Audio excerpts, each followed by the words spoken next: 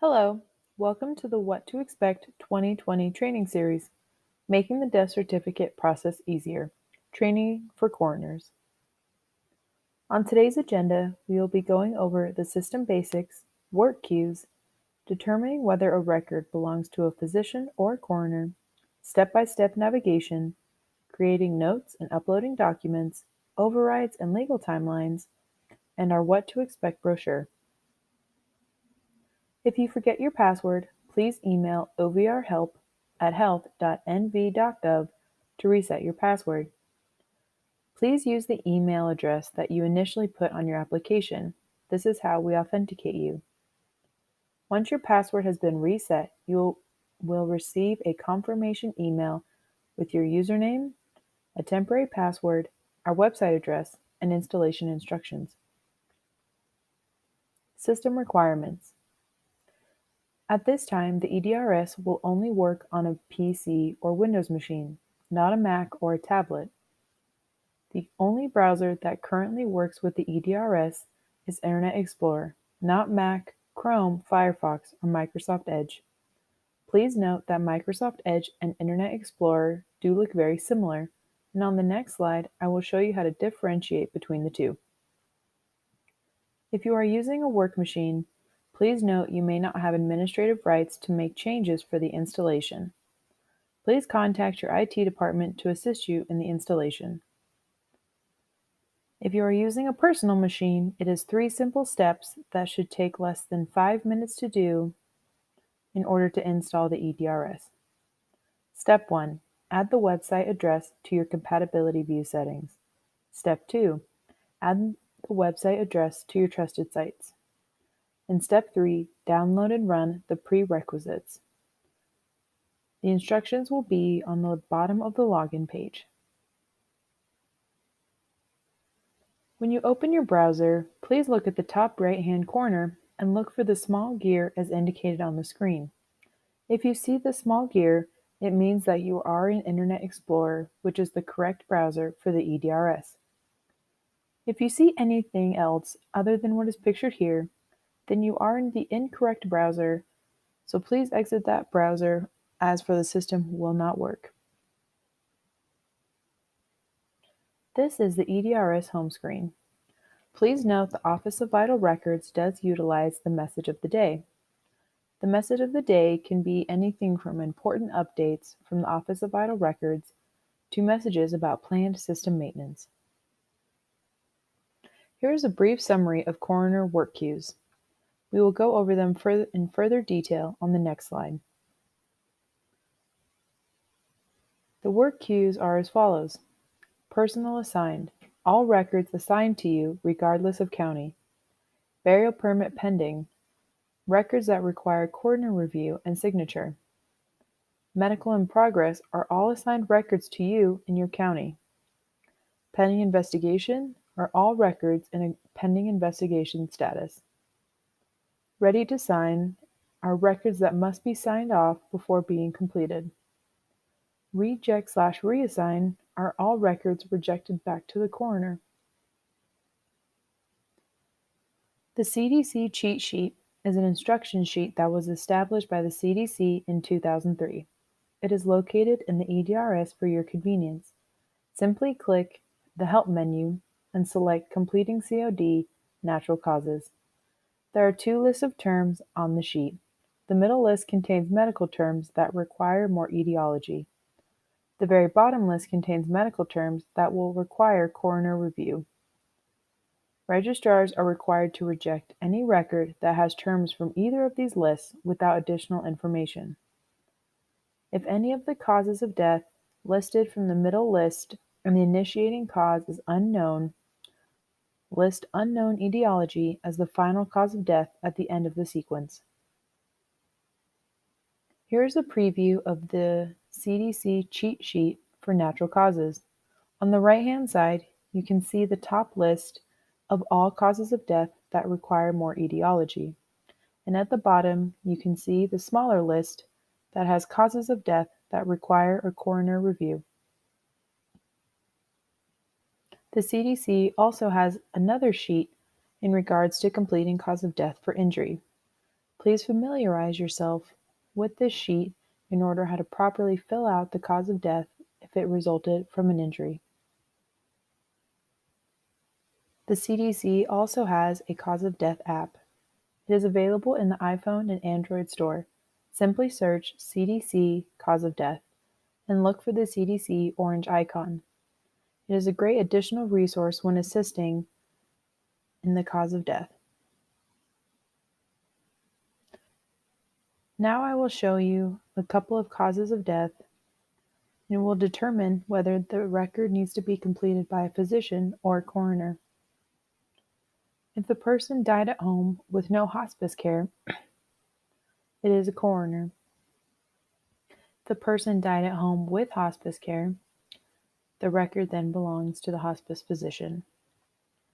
If the person died of pancreatic cancer, the record belongs to the physician. If the person died of the flu and was being treated for heart disease, the record belongs to the physician. If the person died from a drug overdose, the case belongs to the coroner and specific drugs must be listed. If the person fell at home, then the record belongs to the coroner.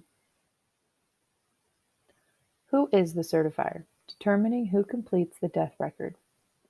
The law specifically separates this duty between the physician versus the coroner. It comes down to whether the death was attended or not. The death is considered attended if the deceased had been examined or treated, was prescribed medications, or provided care by the physician or APRN within 100 days preceding death, or was pronounced dead by a registered nurse or a physician assistant, or was diagnosed by a physician or APRN as having an anticipated life expectancy of not more than 6 months. The death is considered not attended if the deceased had been under a physician or APRN's care, but the cause of death was unrelated to the physician's or APRN's diagnosis and treatment, then the county coroner or medical examiner must be called in. The death is also considered not attended if the decedent passed away at home without hospice care. Now we will move on to the Certifier tab within the EDRS. This is where you will enter your case number, pronounced dead, and time pronounced. On the Cause of Death tab, we will first start with an example of a pending investigation. Simply put Y under pending investigation and yes or no for death due to communicable disease. And for immediate cause, simply write pending investigation. At the bottom of the Cause of Death tab, please fill out whether an autopsy was done and if tobacco use contributed to death. Also, please fill out the If Female section. If the decedent is female within the ages of 10 to 55, please choose the following options that is most applicable: not pregnant within last year, pregnant at time of death, not pregnant but pregnant within 42 days of death, not pregnant but pregnant 43 days to 1 year before death. Not applicable will be for decedents who fall outside of the 10 to 55 age range and male decedents. And then at the bottom, you will put yes for coroner was contacted and the reason, whether it be review only or to work the case. Under the Cause of Death Continue tab, you will select the manner of death for the pending investigation.